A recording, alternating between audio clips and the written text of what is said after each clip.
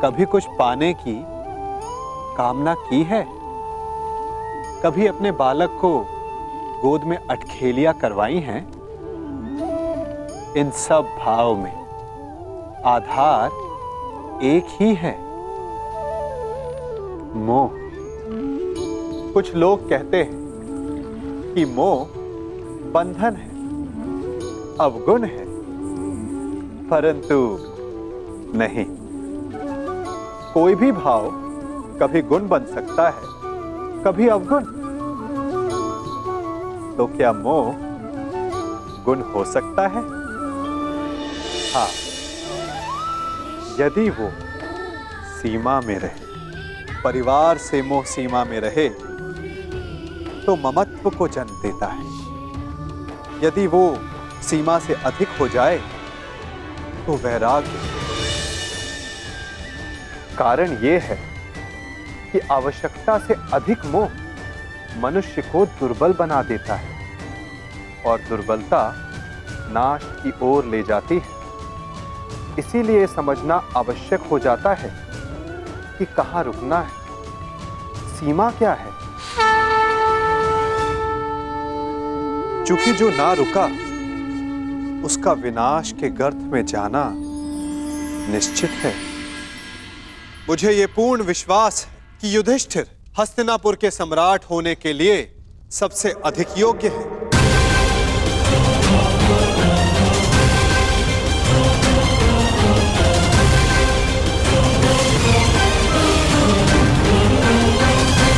क्षमा चाहता हूं वासुदेव, क्षमा चाहता हूं, परंतु आपके ये दिव्य वचन, आपके ये महान दार्शनिक प्रवचन महामहिम को समझा सकते हैं, महाराज का मन भी परिवर्तित कर सकते हैं, परंतु प्रजा और समाज वासुदेव, उनके सामने युधिष्ठिर के इस पाप को पुण्य कैसे सिद्ध करेंगे?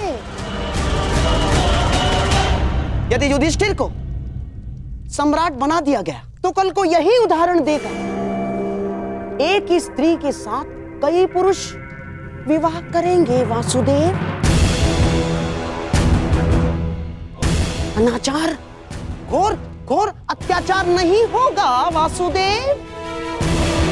हाँ मामा श्री, आपने उचित कहा है। हम ऐसे व्यक्ति को ना युवराज स्वीकार कर सकते हैं और ना ही सम्राट। युवराज पद चाहिए तो युद्ध करके ही लेना होगा, अन्यथा नहीं। अद्भुत! आप तो शीघ्र ही अंतिम निर्णय पर पहुंच गए युवराज दुर्योधन।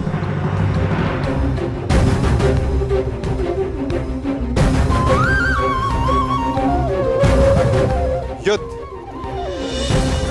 किसी भी समस्या का अंतिम हल होना चाहिए, विशेषकर तब जब समस्या पारिवारिक हो। भाई भाई के मध्य युद्ध केवल विनाश को जन्म देता है। तो आप क्या हल सुझाना चाहते हैं वासुदेव? शांति, शांति ही हल है। आप तो देख ही रहे हैं ना वासुदेव, जो एक साथ रह नहीं सकते उनके मध्य शांति कैसे आएगी?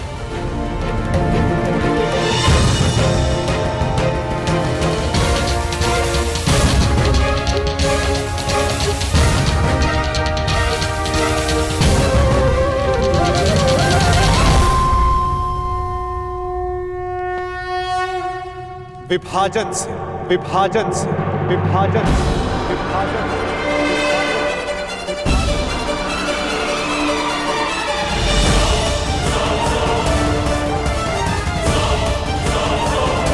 यदि दो लोग परस्पर प्रेम और शांति से नहीं रह सकते, यदि वे एक दूसरे की कार्यशैली और सोच का आदर नहीं कर सकते, तो उन्हें एक दूसरे से दूर रहना चाहिए। इसीलिए मेरा सुझाव है कि हस्तिनापुर का विभाजन कर दिया जाए। असंभव!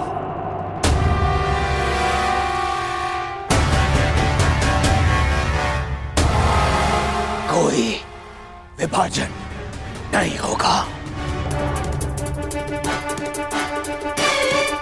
हस्तिनापुर के सम्राट मेरे पिता हैं।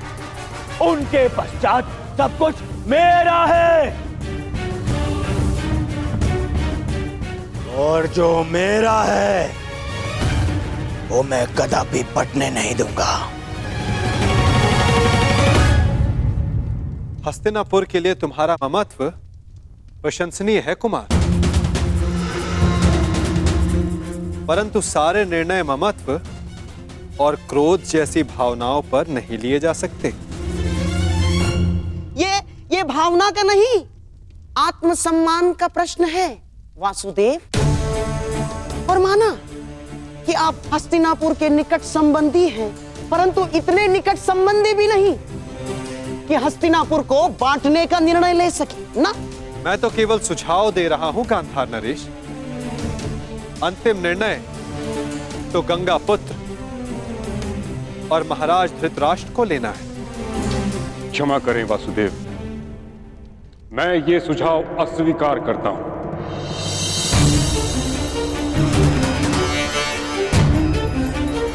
मैंने इच्छा मृत्यु का संकल्प इसलिए नहीं लिया था कि हस्तिनापुर को बंटते देखूं। महाराज धृतराष्ट्र और महाराज पांडु के सभी पुत्र कुरुकुल की संतान हैं।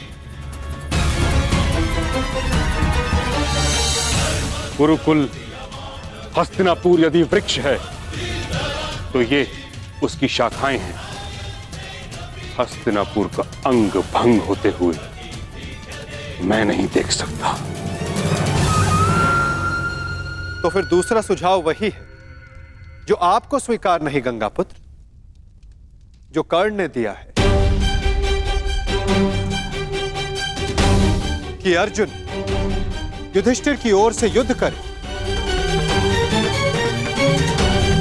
और कर्ण दुर्योधन का प्रतिनिधित्व करे। जो विजयी हुआ, सम्राट पद उसका, हस्तिनापुर उसका, राज्य उसका।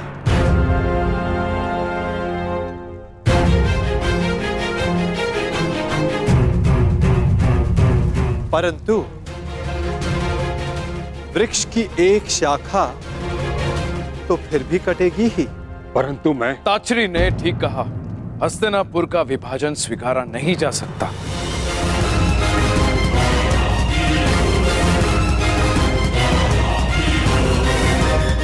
यदि दो योद्धाओं का द्वंद्व सम्राट के चयन का निर्णय कर सकता है तो हस्तिनापुर को विभाजन की आवश्यकता नहीं। तो कल प्रातः अर्जुन युधिष्ठिर की ओर से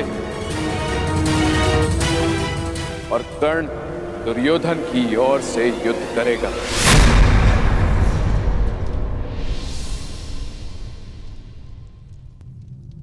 और निर्णय होगा कौन हस्तिनापुर का सम्राट बनेगा।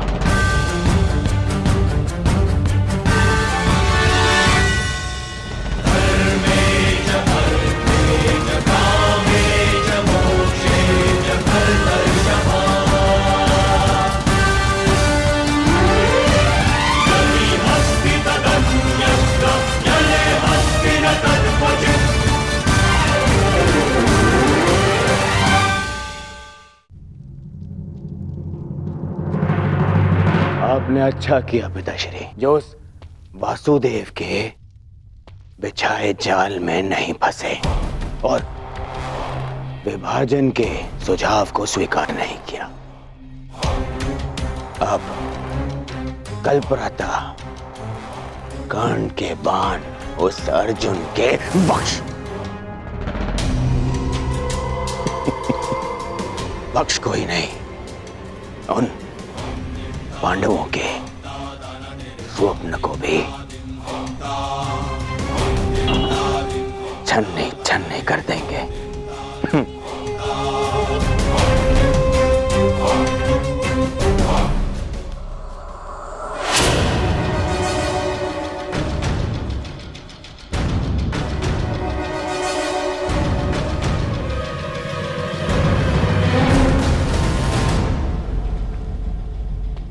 क्या विचार कर रहे हो?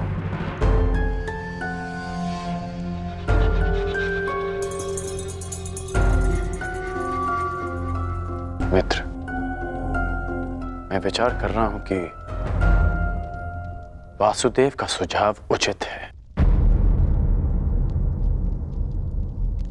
देखो मित्र, यदि विभाजन होने के पश्चात सदा के लिए पांडवों से मुक्ति मिलती है तो विभाजन में कोई बुराई नहीं। बस कर्ण, बस, अब और नहीं। आज जिस प्रकार तुमने मेरे राज्याभिषेक का विरोध किया, उसे भूला नहीं हूं मैं।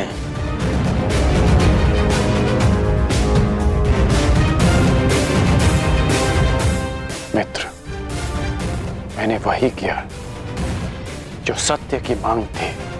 सत्य?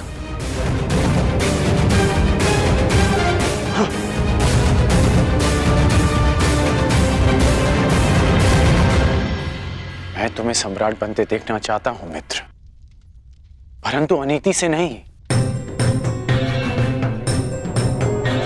महाराज, आप ही बताइए, क्या विभाजन अनुचित है? कर्ण यथार्थ कह रहा है पुत्र। पांडवों को आधा राज्य देकर तुम्हारे सम्राट बनने का मार्ग कंटक विहीन हो जाएगा। अद्भुत महाराज, अद्भुत। उस छलिए वासुदेव के कुचक्र के चक्र में आप भी फंस गए। मैंने कहा था ना, मेरे होने वाले सम्राट महाराज के साथ साथ महायोद्धा कर्ण भी राजनीति के खेल में कच्चे खिलाड़ी हैं। आपका तात्पर्य क्या है गांधार राज? मेरा नहीं, अंगराज, कृष्ण का तात्पर्य समझो। वो दुर्योधन के मार्ग से कांटे हटा नहीं रहे ना, बल्कि कांटे बिछा रहा है। कृष्ण यदि विभाजन का प्रस्ताव लेकर आया है तो इसके पीछे अवश्य कोई गहरा भेद, कोई बड़ी योजना होगी उसके मन में। विभाजन की मांग तो आपने कर दी वासुदेव, परंतु क्या यह श्रेयस्कर होगा? हाँ पार्थ, मनुष्य के लिए यह श्रेयस्कर है कि वो अपने जीवन से नकारात्मक भावों और वस्तुओं को दूर कर दे। चूंकि नकारात्मक, चाहे मित्र हो या भाई, वो जीवन के लिए शुभ नहीं होते।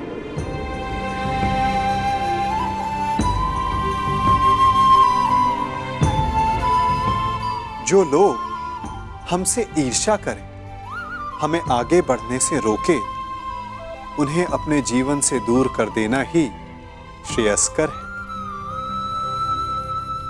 क्योंकि उनके साथ रहने से हमें वो नहीं मिलता जो हमारे जीवन के लिए सबसे महत्वपूर्ण है, अभी तो कुछ मिलता है तो केवल तनाव। योद्धा और धनुष दोनों के लिए तनाव श्रेष्ठ है ना वासुदेव? तनाव रहित योद्धा विजय प्राप्त नहीं कर सकता और तनाव रहित प्रत्यंचा बाण संधान नहीं कर सकती।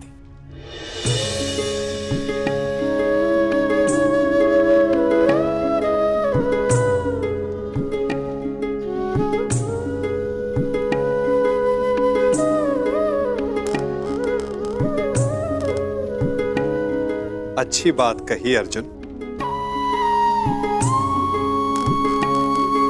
परंतु यदि तनाव सीमा से अधिक बढ़ जाए तो योद्धा टूट सकता है और प्रत्यंचा भी।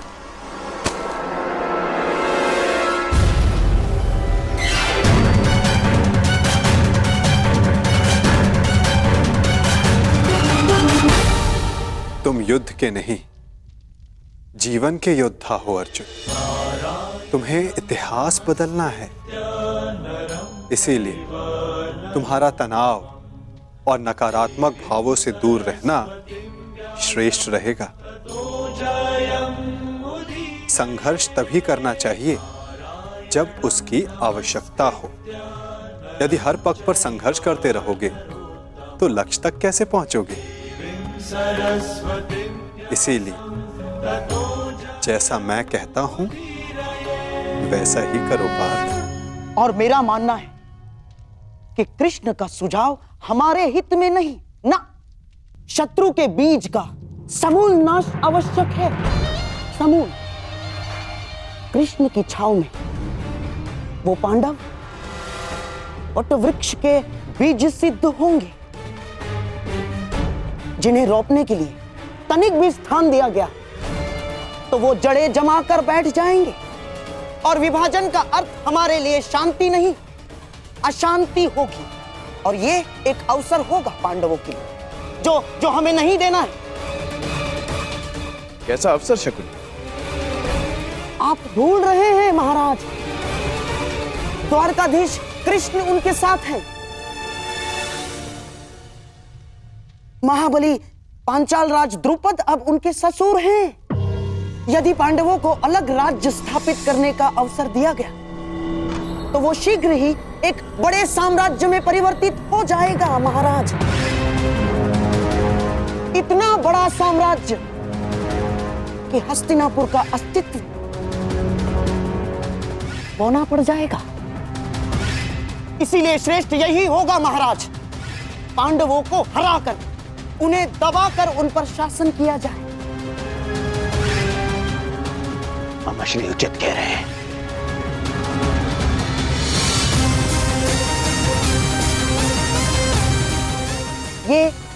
ये संभव है महाराज, यदि अंगराज कर्ण अर्जुन के बाणों से डर ना गए हों।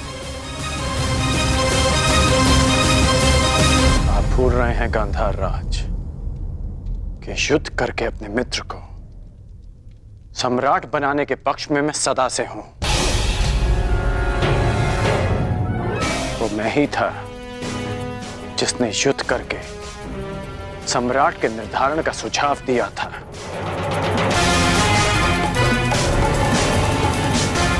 और वो मैं ही हूं जो अर्जुन से युद्ध की वर्षों से प्रतीक्षा कर रहा है।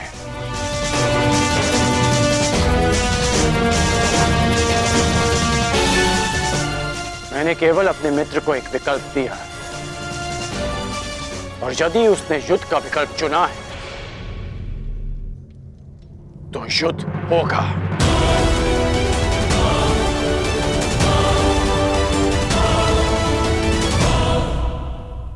कल सिद्ध हो जाएगा कि युद्ध में विजयी होने के लिए आपका क्षत्रिय होना आवश्यक नहीं होता।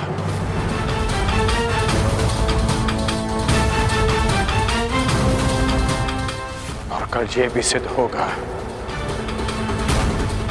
कि समय आने पर एक सूत भी इतिहास रच सकता है।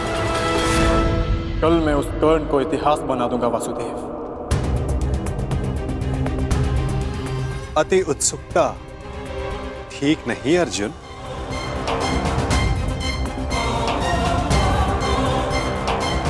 मत भूलो कि तुम्हें चुनौती किसने दी है।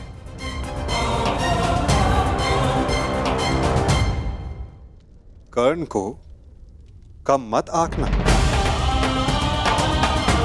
मत भूलो कि वो उस परशुराम का शिष्य है जो तुम्हारे गुरु के भी गुरु।